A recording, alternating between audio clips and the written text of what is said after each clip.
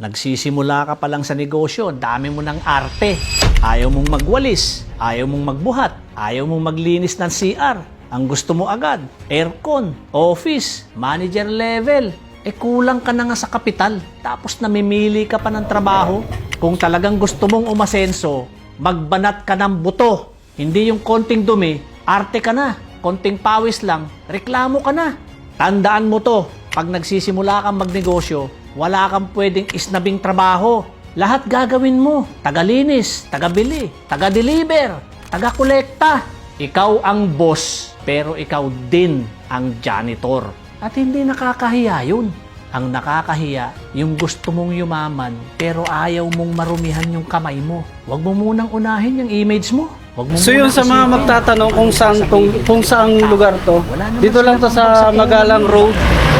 Malapit kami sa may car wash. Ay, tabi kami ng car wash ito. 3M Auto Max. Tapos dito sa harap namin, may inuman din yan next pag natapos sila.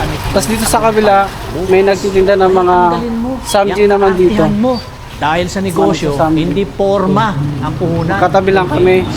Yan, madali lang hanapin to. Magalang Road, stoplight doon malapit sa EUF kung gusto nyo pumunta. Yung gagawin ko, pre-lugaw, with lugaw with egg, tapos alilugaw na siya nun. Yun, itry nyo. Hanapin nyo lang Coco Bolo.